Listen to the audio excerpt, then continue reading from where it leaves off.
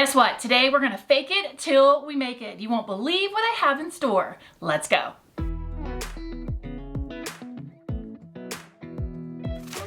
Hey everyone, welcome to my channel. My name is Courtney. Today's video is packed with Dollar Tree DIYs. I have figured out how to make fake glass mosaic tiles, how to fake your way into making a laser engraved project. For those of you who are wanting projects that kids could do, that's in here as well. And then I've made a project that's kind of personal to me, but could definitely be adapted to any of you. So without further ado, let's get crafting. Here's the DIY I'm most excited about. So we are gonna make some faux glass tiles using your regular printer and this Shrinky-Dink paper. Now, what's special about this Shrinky-Dink paper is you can actually run it through your regular old printer. Now, you can draw on it if you choose to go that route. You definitely can do that.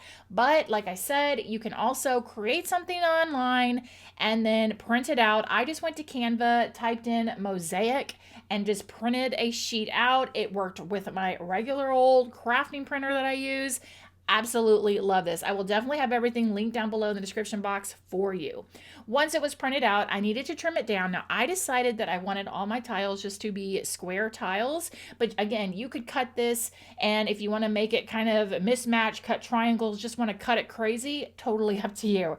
But I did 1x1 squares using my Fiskars paper cutter to get this trimmed up.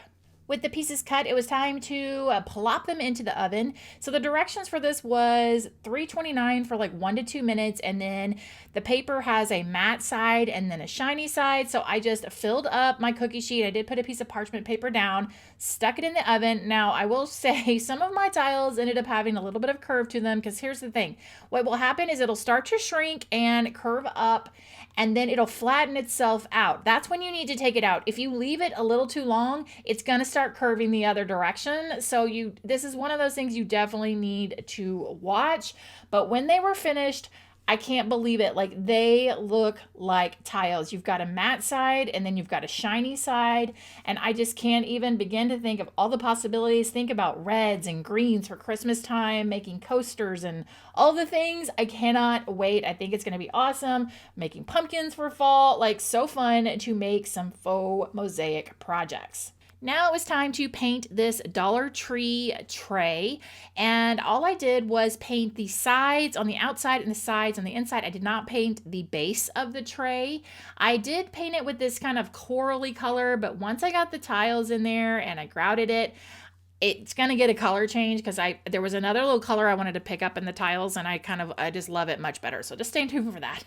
So I did paint this, and then I grabbed my tiles and kind of wanted to configure about how many tiles I would need. So for this tray, what I ended up using and baking was I had 2.5 sheets of the Shrinky-Dinks that I cut to 1x1 squares. And I baked all those, and I ended up with about 12 left over. So if that gives you an idea, in case you're wondering, well, how many sheets do I need? About 2.5 cut to 1x1. That's if you do 1x1. So I secured these tiles. Once I figured out the spacing and made sure I had enough tiles, I did use the Gorilla Clear Grip glue. I would not recommend hot glue. I would recommend a very strong glue to tack your tiles down, and then I let that dry for 24 hours to make sure those tiles were nice and secure before it was time to put some grout in there. Next up, I picked up this ready-to-use grout. I just picked it up on Amazon. It was a little bit cheaper on Amazon than it was in my hardware store.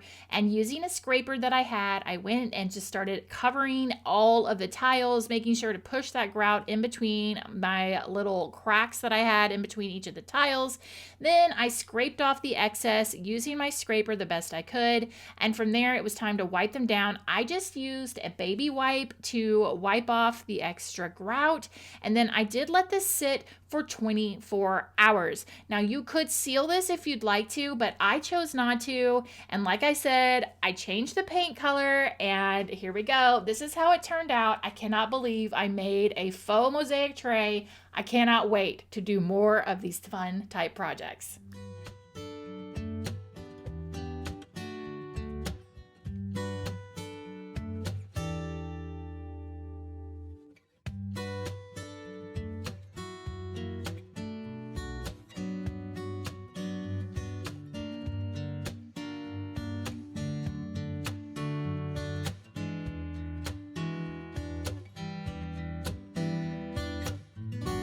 Now here we go with another quote unquote fake DIY. I just showed you some fake tiles. Now I'm going to show you how to do some fake engraving.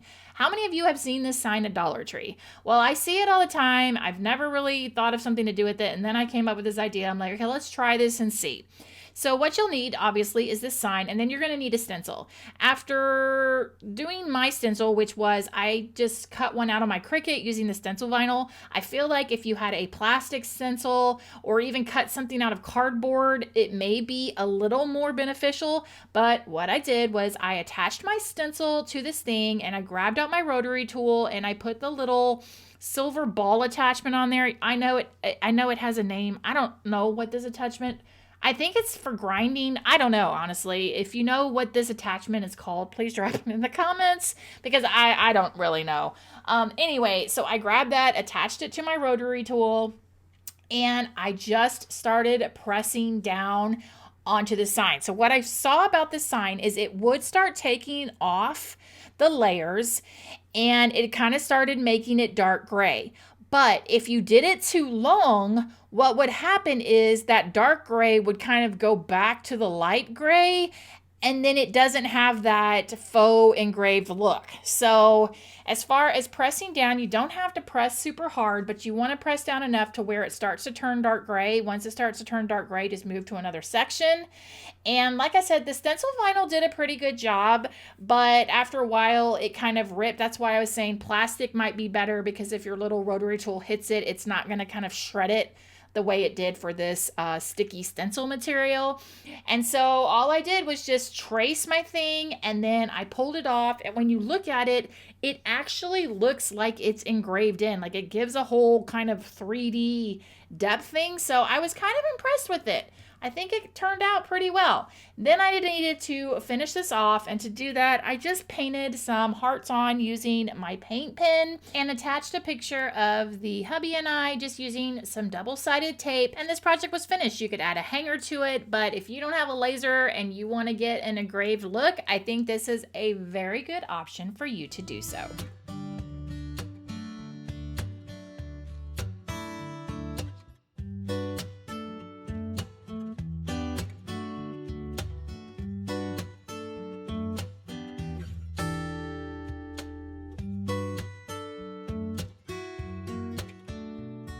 Now, Dollar Tree has a plethora of these corrugated metal signs, and so what we're making now is kind of a little scrapbook sign. A lot of you are asking for kid-friendly crafts for the summertime, whether it's your kids or your grandkids. So this is definitely one of those that would work. Plus, it's kind of a keepsake that they can have. So let's say maybe you're going on a beach vacation. That's kind of the theme of what I'm doing with this, because some of y'all were asking for beach DIYs. And so I decided we're just going to paint this and turn it into a picture holder. So I started just by, and I am not the world's best painter, but you know, I do my best. So I started by painting some water on there, along with painting a little island, and then of course a sun in the corner.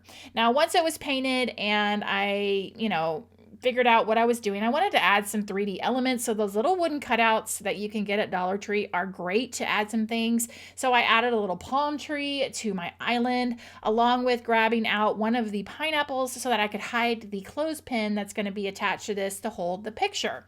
I use paint pens to kind of go in and just give it a little more definition in spots. And that's it. Like, this is a very, very simple DIY. Maybe you're doing, several different things for the summer, so you could have a whole collage of it. I did tie a little piece of yellow tulle up in the corner where the sun was, just to kind of give it something a little extra. But all you got to do is attach your favorite beach picture, and you are good to go.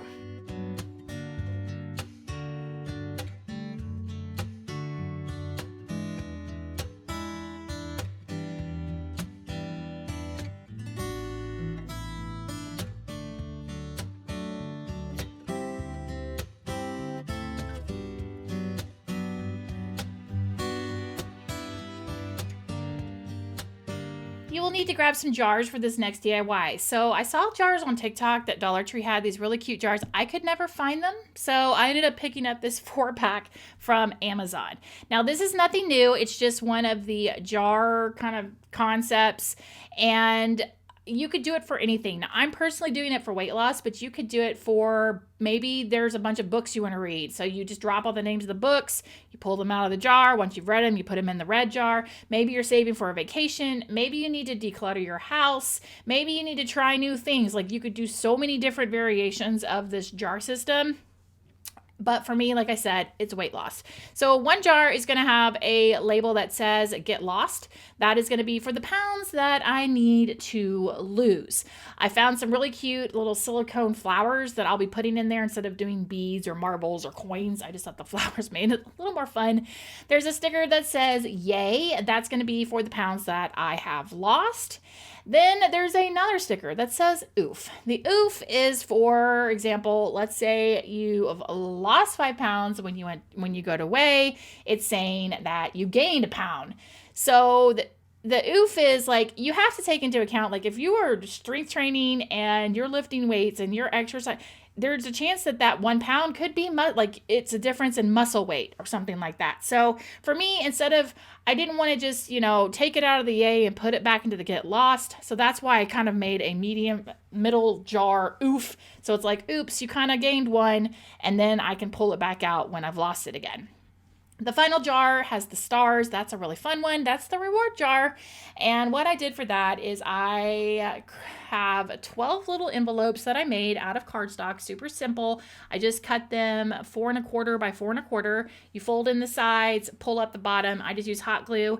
And then I asked my hubby and my kids to write rewards that they felt like I would deserve and put them in the envelope. So I have no idea what the rewards say. And then I get to decide, because for me, it doesn't really work for me when it's like, oh, once you lose 5 pounds, you get a reward. Once you lose 10 pounds, maybe it takes you 3 weeks to lose 1 pound. Well, you know what? You finally lost it. You deserve a reward then. You know what I'm saying? So for me, that's how it goes. And then I just tied some tulle and added some rickrack just to kind of snazz it up a little bit. But I'm a very visual person. I absolutely love this. I'm kind of starting a whole new thing. I've been preparing for it. So if, recipes and just easy little exercises, that kind of stuff interests you, let me know down in the comments, because I'm happy to kind of come up with, I was thinking of starting a different little social media for it just to keep track of it and also help me stay accountable. So if that interests you, let me know down below in the comments. And there you go, a cute little jar system to help you get healthy.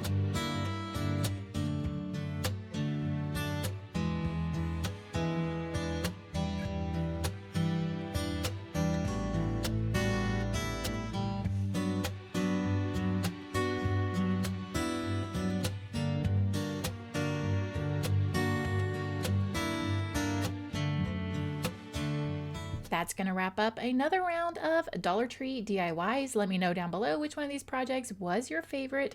Also, let me know, what is your favorite summertime drink? Do you like tea, lemonade? Do you make like fruit refreshers? Do you like milkshakes? Give me some ideas for cool drinks, because it is just so hot here in Texas.